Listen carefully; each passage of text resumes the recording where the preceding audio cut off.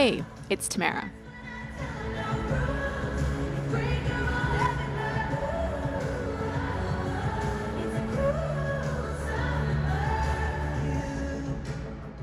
So all it took was months of fan outrage, an official grievance in the House of Commons, and a tweet from the Prime Minister. But Taylor Swift's Eras Tour is finally coming to Canada. Around 300,000 tickets to 6 shows in Toronto went on sale this week, and the demand has been unbelievable. It's the moment Swifties have been waiting for. The first batch of tickets to her 6-night residency here at Rogers Centre in Toronto selling out swiftly. #waitlisted was trending on Twitter as Swifties shared in their frustration. Fans who hit that wait list could be forced to buy from a reseller, with prices starting in the thousands of dollars. Maybe you're one of the lucky ones who got a ticket, or one of the many more who got waitlisted. Or you're like me, watching it all go down and wondering what is behind all of the hype, and is there something that you're missing? Today, we're going to talk about how Taylor Swift got to this level of popularity and why her fans are obsessed with her. Elamin Abdelmahmoud, host of CBC's Commotion and one of the biggest Swifties I know, is on the show. He's here to help me understand why the Eras Tour is set to be one of the top grossing concert tours of all time.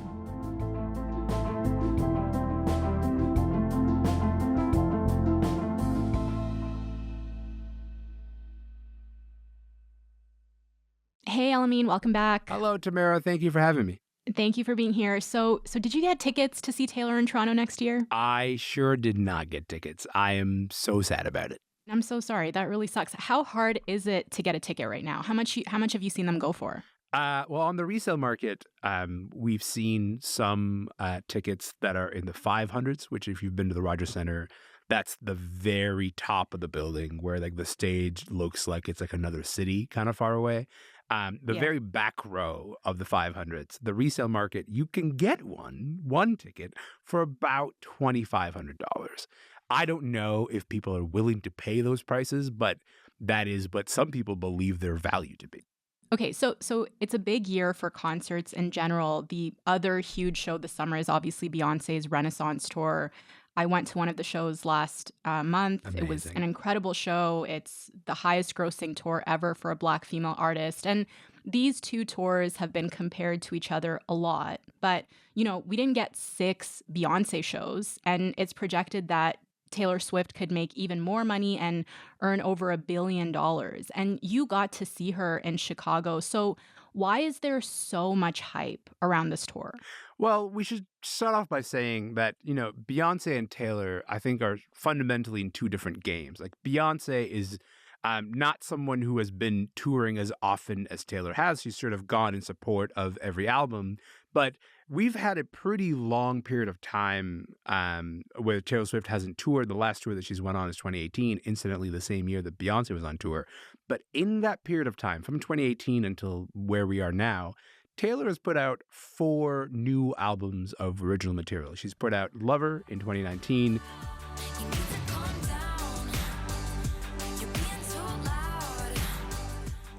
She's put out the pair of album Folklore and Evermore in 2020.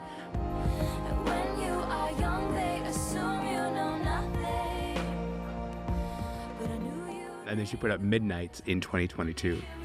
Must be exhausting, always rooting for the anti-hero. That's excluding the re-recording projects, which is to say, like the Taylor's versions of her old albums, which I'm sure we're going to talk about. So she has put out just like an aggressive amount of new material out. That is a lot of albums that people want to see their artist actually perform. And when I saw her in June for the show is an extravagant spectacle. Like, it is 3 hours and 15 minutes long. And it is broken down by eras. That's why it is called the Eras Tour. She sort of begins with like the Lover era.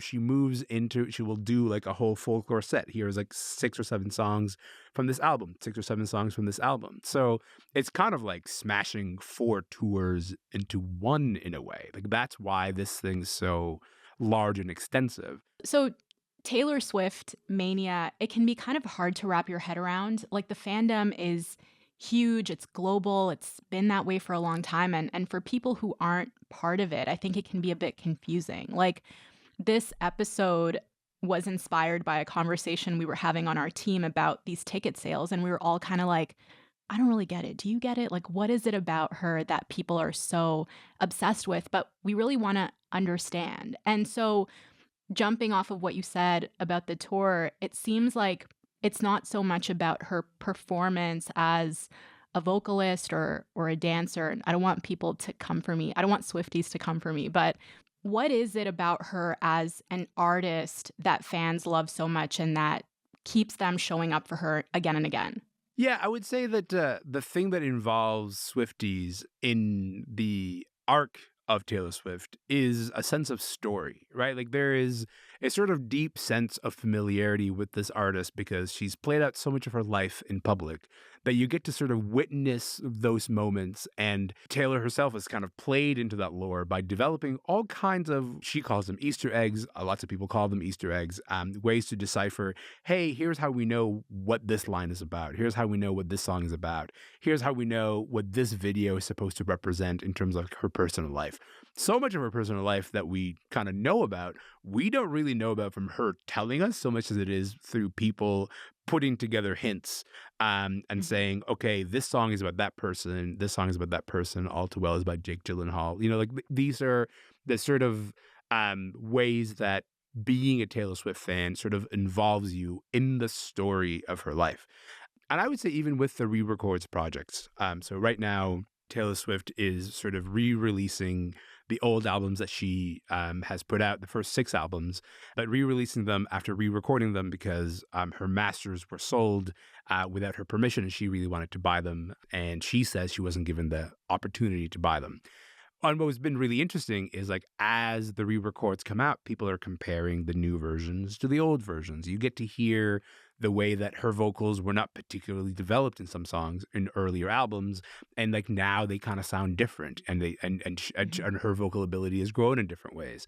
All of this sort of I think pulls you in a way that makes the music a lot more than just a musical transaction. Like a lot of artists I go to and I'm like, hey, I'm really just here for the music. I'm not really looking for anything more than this. With Taylor Swift, I think like you're looking to be brought into the lore.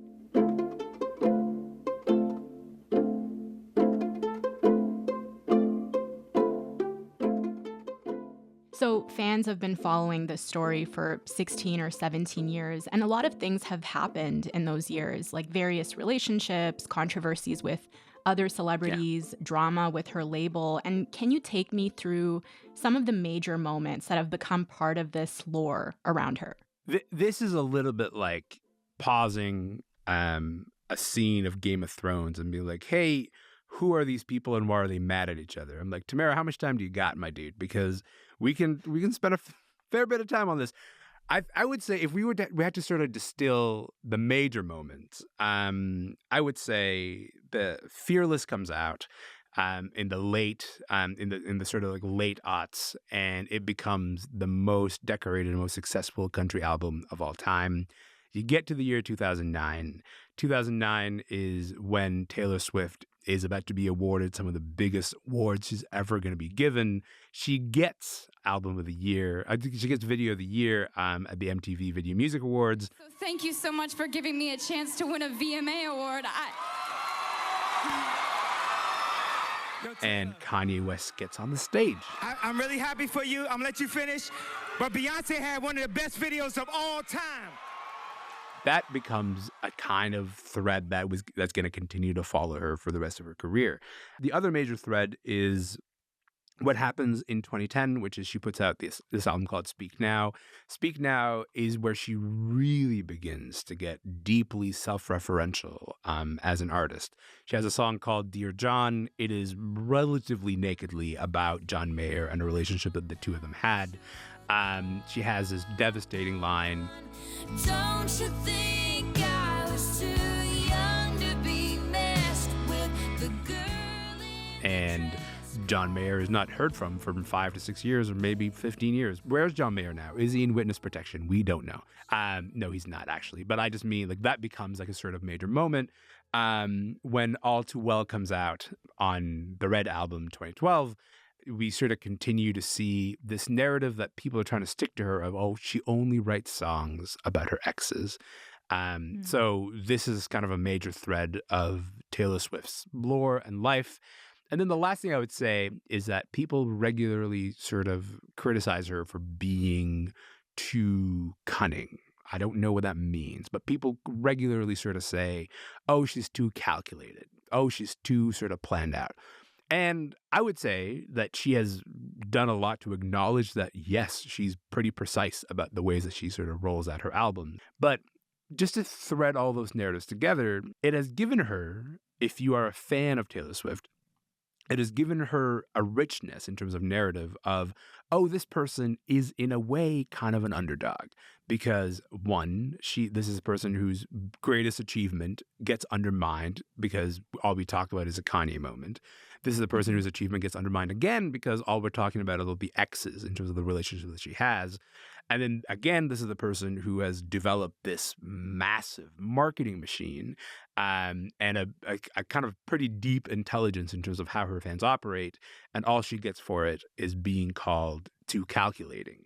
And if you are in the fandom, you sort of are likely, I think, to see Taylor as a victim of some of these forces, or people sort of kind of lined up at the gate to criticize her. And if you're outside the fandom, you might think, you know what, this lady's doing the most. Like, she's doing too much all the time, and I don't know what to do with this. And I think those are the two poles. That's how she becomes this polarizing figure, is because, like, the fans feel just as strongly that she is an underdog as people outside of the fandom feel that she is actually one of the most powerful people on the planet. And the truth is, I think, kind of a combination of the two of them.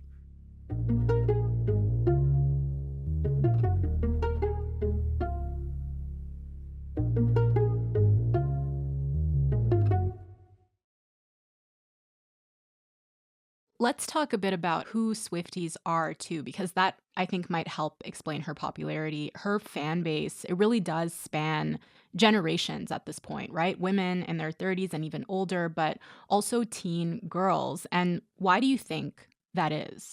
I do think that there's something really elegant about the way that Taylor has managed to capture like every 13 to 18-year-old who's ever been a 13 or 18-year-old from 2006 until now. Like, it's like you become that age and then you get inducted into the Taylor Swift fandom. That's a pretty impressive feat because generally what we know about the, music industry machinery is like you go, okay, my fans have aged. Now I got to give them something according to that age. You don't really necessarily keep being like, how do I extend my reach younger and younger?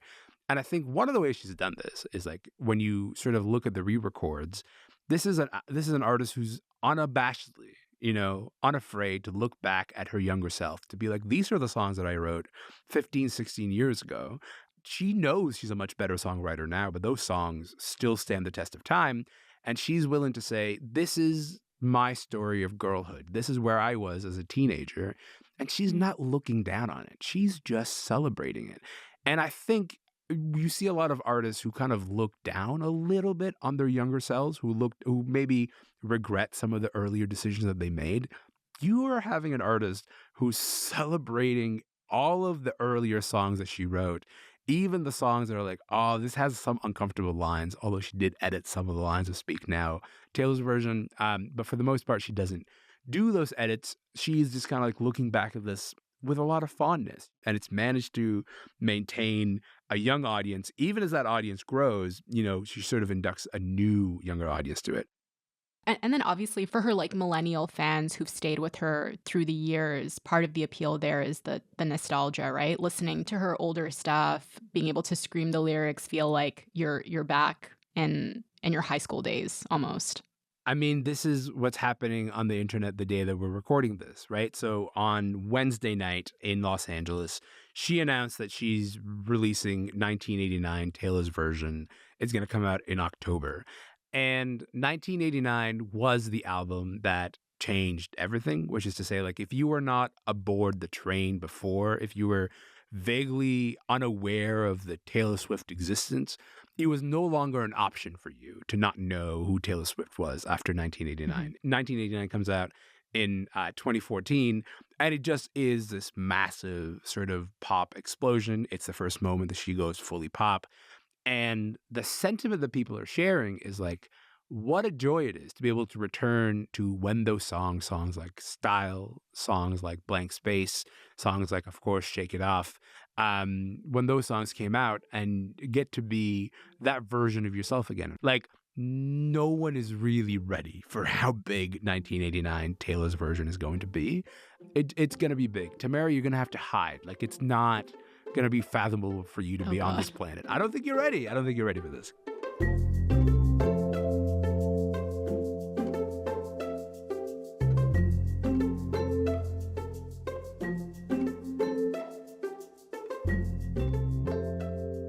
The other thing that feels worth bringing up is the whiteness of her fan base. So let's talk about that a little bit. Like, of course, there are people of color who are fans of her. Like me. I'm talking to one right now, Yes. exactly. But there are also people of color who've been kind of turned off over the years by things that she's said or been silent on, given the platform that she has. And I'll give you like a couple of examples and maybe you can respond.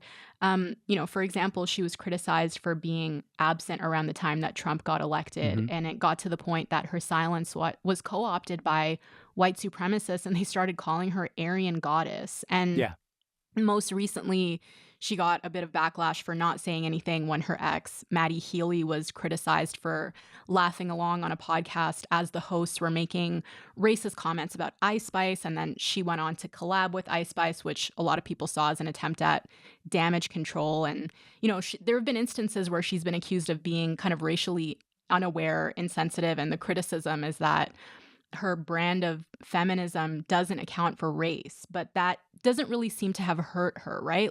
And I'm just wondering what role you think whiteness has had in her success. I think the biggest role that whiteness has had in her success has been in this very delicate moment right after the Kanye West thing, where she was, I think, quite wrongfully sort of positioned as like, when you I don't know if you remember like the coverage post that Kanye thing, but it was like, hey, here's like this black man trying to disrupt this sort of fragile white woman's moment. And there were, I would say, like definitely like racial undertones and overtones to the way that was sort of talked about. But when I think about the conversation around where was she when Trump was elected, I think it's a valuable point to raise, but also it's a point that we've heard her sort of talk about. So one of the things that she's mentioned is, hey, I'm an artist who came up in Nashville in the mid-aughts. And if you remember what was happening in Nashville in the mid-aughts, is like this was in the shadow and immediately in the wake of the Chicks, at the time, the Dixie Chicks in London, England, sort of saying something about George Bush and getting blacklisted by all of radio in Nashville. And radio is such a massive force in country music that it sort of just put a chill of like, oh my God, we can't say anything. We cannot say anything because it will literally cost you your career. What you learn from those moments is like, okay, I actually like my job is to speak as little as possible to present the music and then like not really like have much of a presence. And when you sort of see Taylor reevaluate the episode about the Chicks, and she did this in what she calls a documentary, what I would call is a massively sort of impressive PR project, which is like this film that came out called Miss Americana, produced in part by Taylor Swift. One of the things she sort of talks about there is like there's like this scene where she talks about deeply regretting not saying something when Donald Trump was elected. And there is, she's sitting in a room with a bunch of people, a bunch of advisors, And she says, you know what, I want to say something. And she's getting sort of visibly upset and crying. And what we're talking about here is this moment where Marsha Blackburn, who's a senator in Tennessee, is sort of facing re-election, and Taylor is reckoning with the fact that she didn't say anything when Trump got elected, but now she feels like she can, in fact, make a difference. And she does end up speaking out, and Marsha Blackburn ends up being reelected anyway. But that's the first that you kind of see her trying to reckon with political power that she has and trying to figure out, where should I use this? I think the Maddie Healy thing, honestly, is kind of a repeat of regularly asking only women to answer for the men that they're dating.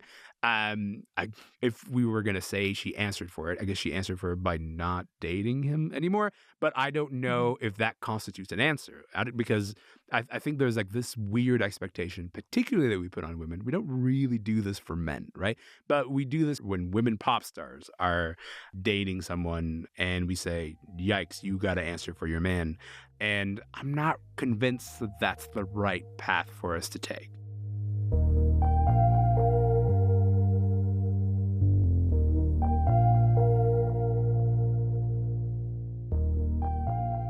Okay, so we've just spent some time looking back at Taylor Swift's career. Enough time? The way that she... Should we spend more time? Okay, I'm sorry, continue.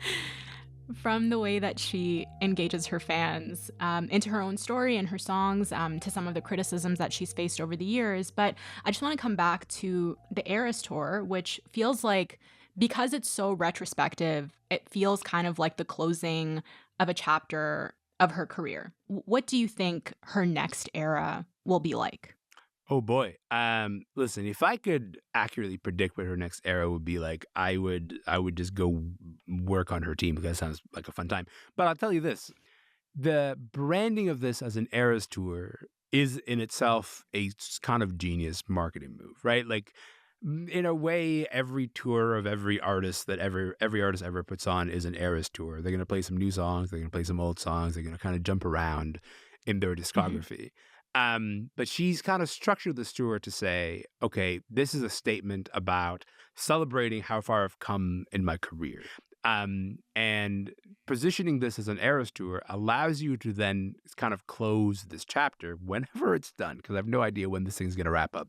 But I think what it allows you to do is, when you come back from the road, let's say she comes back from the road mid-2025, and she's done with all of the re-releases of her albums, it allows her to maybe look at the list of collaborators that she's had in her career, because she's kind of been going back to some of the same collaborators over the past few albums.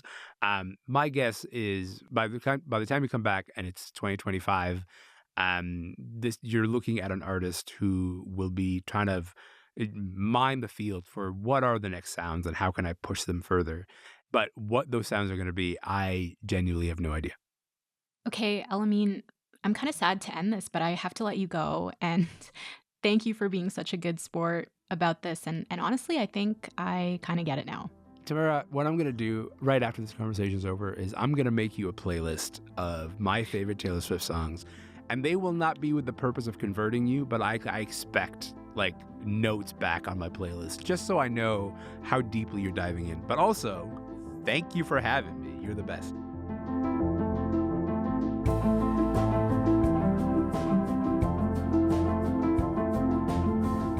All right, that's all for this week. Front Burner was produced by Imogen Burchard, Derek Vanderwyk, Joy Dashen-Gupta, Lauren Donnelly, and Matt Amha. Our sound design was by Will Yar and Sam McNulty. Our music is by Joseph Shabison. Our executive producer this week is Elaine Chow. And I'm Tamara Kandaker. Thank you so much for listening. Front Burner is back next week.